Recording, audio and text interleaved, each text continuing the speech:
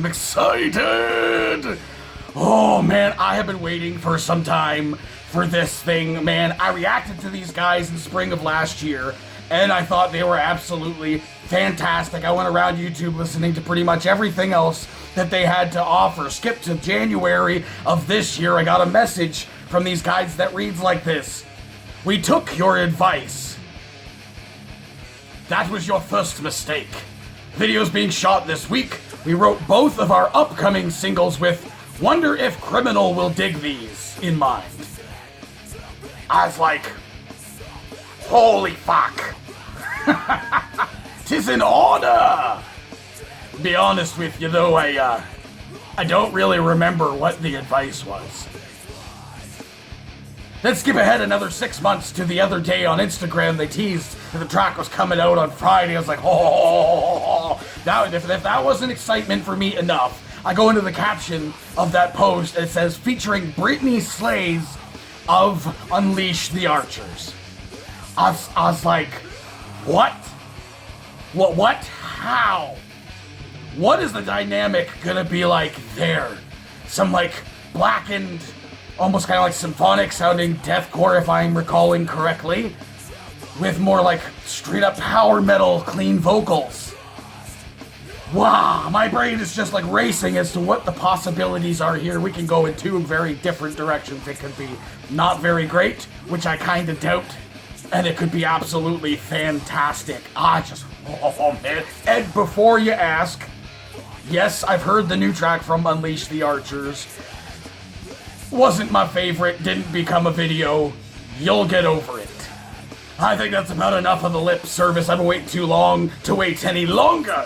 So let's get into these soul, for whom the Banshee cries. 1, 2. Oh! Right.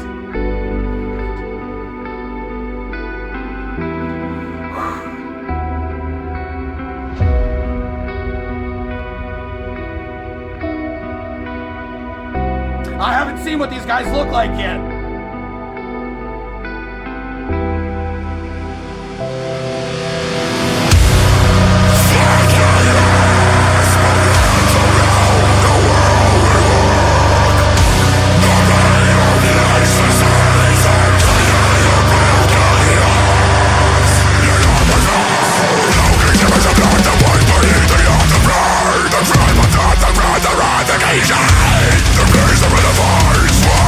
The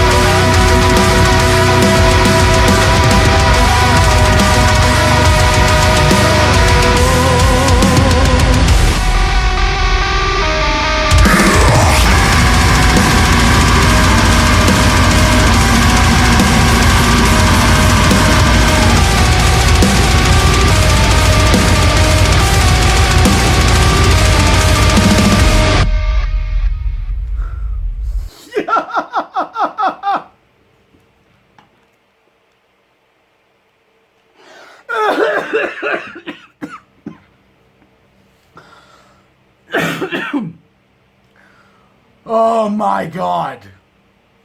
Oh my god. Oh my god. Legend. Legendary, man. What? Officially, as of right now, my brand new contender for track of the year. I mean, like, on top of everything that I've heard, at least in recent memory. What? You took my advice, huh? Fuck, bud. I honestly can't even fathom what anything I would have had to say would have contributed to what happened here. The fucking slaughter that just happened here. My fucking ears, I had to clean my ears because they were bleeding from all the evil awesomeness. Oh man, so many elements of what I've come to love from like death metal and deathcore are here. Dude, the blackened symphonic element that a lot of people are doing and I think is very interesting. Again, I think that this scene is going in that direction and it's a direction that I like, I love, I can't get enough of. And man, there's so much to say here. And my fucking mustache keeps going in my mouth and it's pissing me off. I need to trim it. Fucking damn, dude. Everything. And for a track as long as this thing, man. Fucking almost 6 minutes long. Almost 6 minutes long. I was like, oh shit, man, are we gonna get bored here? Because like when it comes to deathcore, you really gotta up the ante if you're gonna go for a longer style of track, and they hit every single mark perfectly. I thought Disobey by Crystal Lake was pretty damn great. And like fucking this kind of reminded me of like Despite Exile, their newest track. Man, but like elements of other bands too, like The Shadow of Intent, dude, but like even like Humanity's Last Breath. Elements in here that I felt, dude, but it was their own thing. It was very much their own thing, dude. Just like all the different drum signatures and changes and stuff like this, dude. That symphonic element and just like the relentlessly brutal fucking guitar work on here was so phenomenal to me. My brain was gonna explode. The lead vocalist. I mean, it's been a little while since I've listened to them, but I did recall him having a nice range to the scrape, some sick lows, some nice mids, and some nice highs, and that's something I feel like you really should have as a deathcore vocalist if you want to have some sort of variety when it comes to your songwriting, and the variety was absolutely here.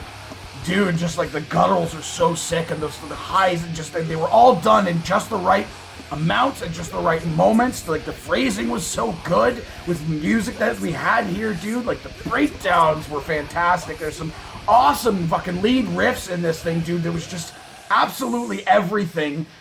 And it's just a lot of people aren't a big fan of this kind of stuff because there is a lot going on, but I've learned to very much appreciate what was going on. And then going on to Brittney's part, I was like, man, my head was just spinning with what the possibilities could be and how very cool her style of vocal could be on a blackened deathcore style of track. But where are they gonna put that? Is it gonna be a chorus? Is it just gonna be? I wasn't sure, but what they did, I thought was absolutely brilliant. It was brilliant. It was haunting, and it fit the part. You know, like going into and out of that part felt very natural. Didn't feel abrupt. A lot of times when you have a feature on a track, the feature section feels a little abrupt, and they just kind of like sliced it in there. They bought somebody's fucking vocals for fucking 15 seconds and sliced it into a track, or slapped it onto the end of an already finished song. And this feels like that part, that clean moment, was written for this song. If it wasn't, you guys fucking fooled me, dude. And it sounded, again, beautiful and haunting. And then going back into the just brutal fucking nature of this track, too, which I thought was awesome as well. But you kind of probably saw me. I reached to check the time on the track after a little bit there because I thought, I think we're getting close to the end here. Are they only going to have her on as like one part of the feature? Because I think it was going to be something that I was going to say at the end. Is if they didn't have her on for a second part of that chorus, I was going to say, I kind of wish that Jada brought it back for a second part of that chorus. And like almost right when I had that like thought rolling through my head, it happened. It happened in the track. So I mean, I guess they are fucking reading my mind in this shit, dude. Wow. Wow. I've heard a lot of really, really, really solid tracks this year. Some that I'm just it's been far enough back now that I'm just not recalling exactly which ones I've said are going to be like track of the year, but like the Wind Covenant and everything was fantastic for different reasons, but I think this kind of just beats them all, in my personal opinion. A legendary track, in my opinion. The length of this thing was so brave to go for. I know the fucking Rich and Adam at True Shot have been talking about how they're not big fans of like the longer style tracks.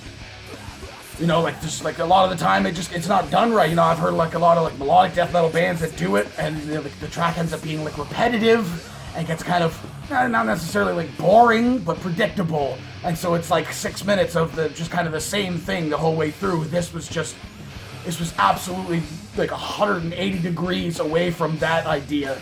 It was just full of new stuff happening constantly, keeping me completely interested and engaged the entire time. I think the only problem that I have with this was the video was like really dark for a lot of it. And then, like, that's fine. That's like a typical thing for like deathcore videos, especially, is to have like a very dark sort of like backlit style of music video. I just kind of wish we'd have been able to see the guys a little bit more. But that aside, though, the video was still very cool. I've just seen like a lot of bands do the similar thing. It's like very dark and have like the fire movements and stuff, which is definitely cool to look at. Again, like Despite Exile did that.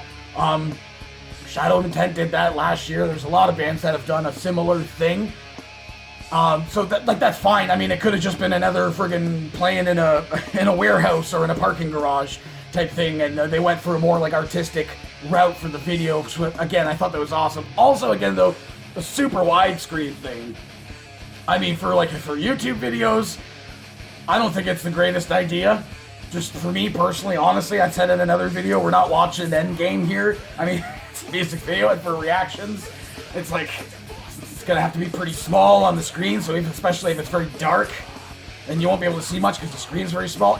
Don't fucking take that into consideration when making your videos. The reactors aren't gonna be happy that it's, I don't know where I was going with that. That was just a thought that came to mind. Yeah, I didn't have a problem with the video.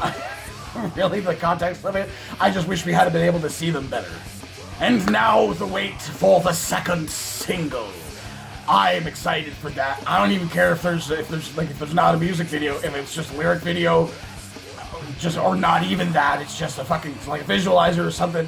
I don't care. I'm gonna be checking that shit out because this was 110% brilliant, brilliant deathcore. I love seeing the progression of this scene, dude, and this being, for me personally, another's leap forward in that idea. I thought this was really good. I don't know if you could tell. It's like, hey, you never heard these guys before?